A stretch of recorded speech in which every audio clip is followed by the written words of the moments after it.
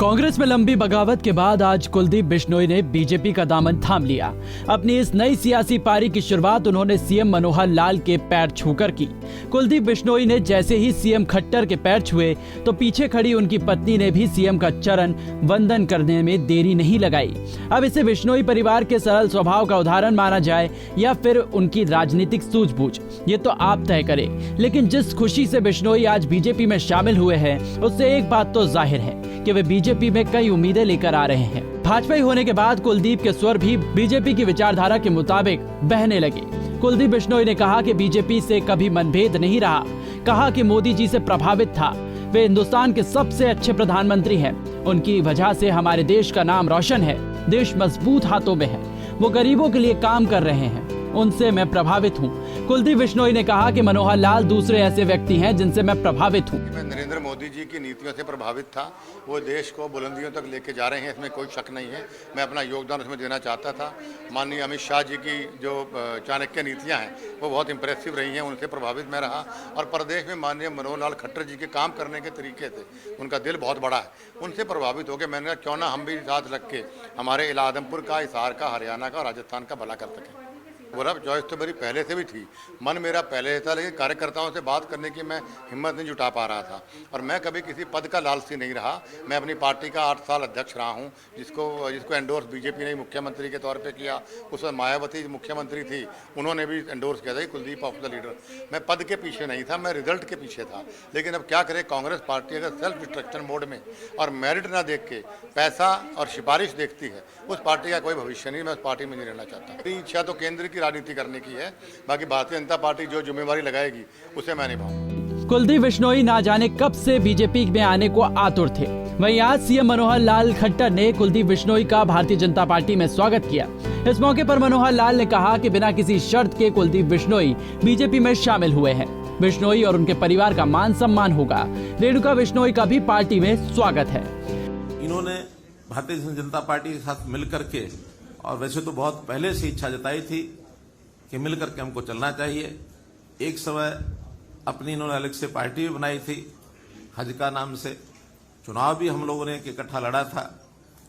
किन्हीं कारणों से उस समय तो सारी बातें ठीक से आगे नहीं बढ़ पाई, लेकिन अब कुछ वर्षों के बाद इनके साथ लगातार संपर्क हमारा बना हुआ था।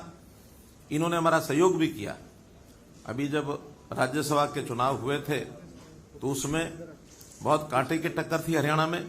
एक सीट तो हमारी सुनिश्चित थी, दूसरी सीट पर बड़ी कांटे की टक्कर थी।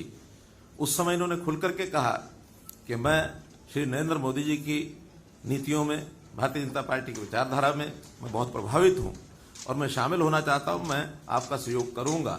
इन्होंने आश्वासन दिया और उस आश्वासन पर ये खरे भी उतरे।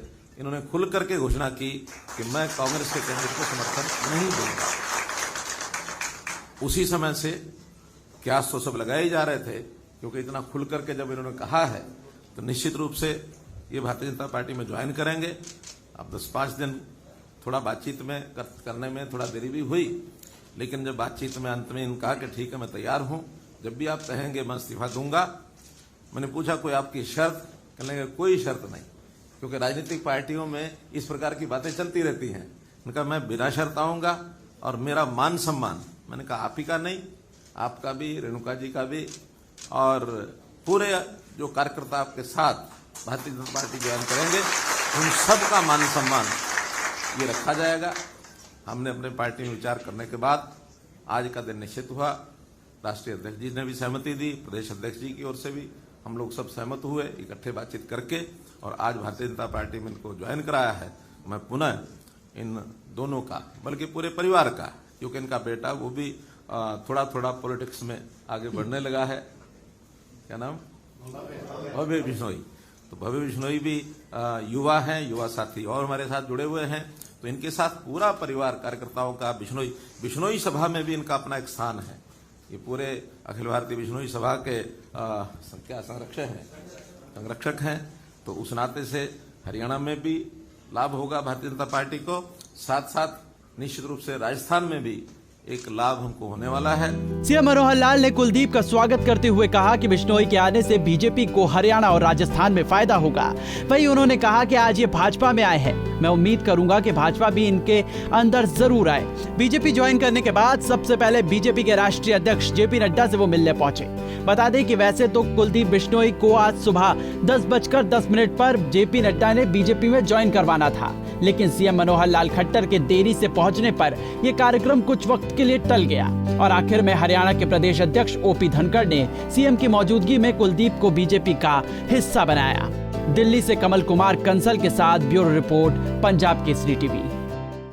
हमसे जुड़े रहने के लिए हमारे YouTube चैनल को सब्सक्राइब करें और नई वीडियो की नोटिफिकेशन के लिए बेल आइकॉन को दबाएं।